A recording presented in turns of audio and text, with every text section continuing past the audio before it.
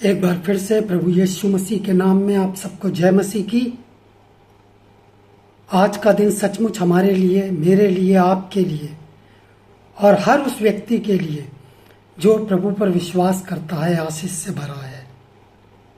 आज के मनन के लिए, कुछ बातों को सीखने के लिए मैं आज आपको मत्ती रचित सुसमाचार 8 अध्याय उसकी 23 से 27 आयत के अंदर जो एक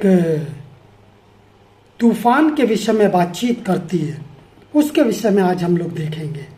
क्योंकि अध्याय के अंदर, इस पोर्शन के अंदर 23 से लेके 27 आयत तक के पोर्शन के अंदर इतनी ज़्यादा गहराई है कि इसको समझने के लिए हम 6 मिनट, 6.5 मिनट काफ़ी नहीं है। तो हो सकता है ये सुसमाचार पिछले 2-3 दिन तक अगले चले। सो आप विश्वास करें और बहुत सारी आशीषों को इस पोर्शन के द्वारा मैं और आप सीखेंगे। तो 23 से 27 आयत के अंदर आपने बहुत सी दफ़ा इस प्रचार को सुना होगा, खुद पढ़ा होगा, मनन किया होगा कि झील में एक बड़ा तूफान उठा और नाव लहरों से ढपने लगी। ये तूफान चेलों के जीवन के अंदर पहला तूफान नहीं था।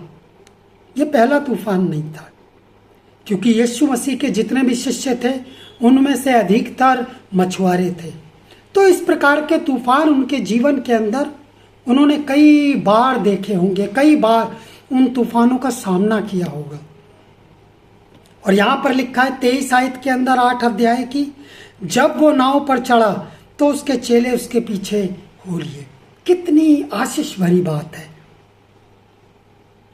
जहां जहां यीशु मसीह जाता था चेले उनके पीछे पीछे चलते थे। हम सब के लिए एक सीख है। जहां जहां पर यीशु मसीह, परमेश्वर का वचन आपका मार्गदर्शन करते हैं, आप उस मार्गदर्शन के पीछे पीछे चलें। हालेलुया। क्योंकि बाइबल कहती है ऐसा ही करने से तेरे सारे काम सफल होंगे और तू अधिक प्रभावशाली होगा। क्या होगा? प्रभावशाली होगा। हालेलुया। और यहाँ पर लिखा यीशु मसीह नाव पर चढ़ा, उसके चेले भी उसके पीछे हो लिए, नाव पर चढ़ गए।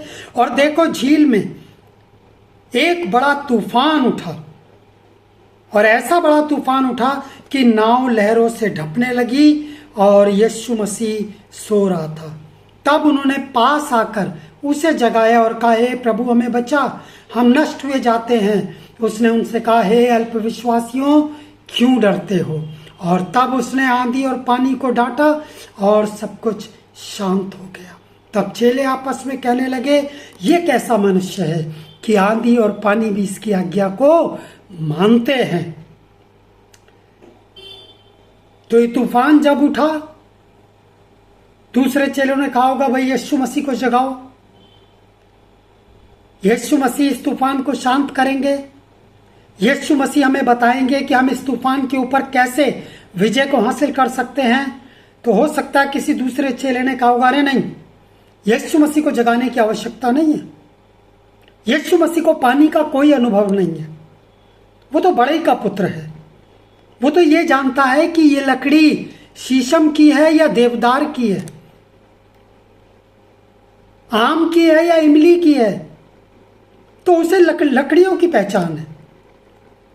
लेकिन हमारे जीवन में तो पानी का बहुत सी दफा अनुभव रहा है। इसलिए यीशु मसीह को जगाने की आवश्यकता नहीं है, क्योंकि उन्होंने यीशु मसीह को नहीं जगाया।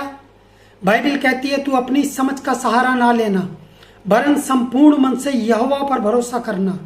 यीशु मसीह को जगाने के बजाय, यीशु मसीह से सहायता लेने के बजाय वो अपनी बुद्धि, अपने बल, अपने अनुभव का इस्तेमाल करके खुद नाव को उस तूफान के अंदर बचाने का प्रयास करने लगे।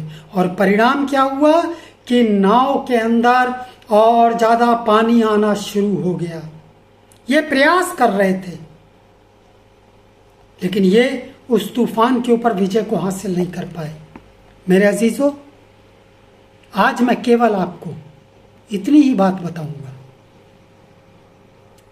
आप जो है अपने जीवन के अंदर जब इस प्रकार के तूफान उठते हैं, उन तूफानों में अपने आप को, अपने परिवार को प्रभु के हाथों में दें। स्वयं उन तूफानों से निपटने का प्रयास ना करें। यदि आप ऐसा करते हैं तो होता क्या है, तूफान जो शुरू में एक छोटी जो है रूप में होता है, छोटे रूप में होता है, लेकिन इधर आप प्रयास करते रहते हैं और उधर तूफान का रूप बढ़ता चला जाता है और धीरे धीरे करके एक ऐसा तूफान में बदल जाता है कि लगता है अब जीवन बचाना मुश्किल है।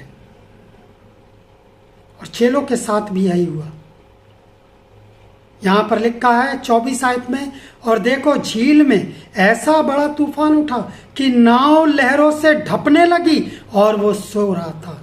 अंततः उन्हें प्रभु यीशु मसीह के पास जाना पड़ा, प्रभु से कहना पड़ा, प्रभु उठ, हम नष्ट हुए जाते हैं, हम नष्ट हुए जाते हैं, हमें माफ कर दे प्रभु।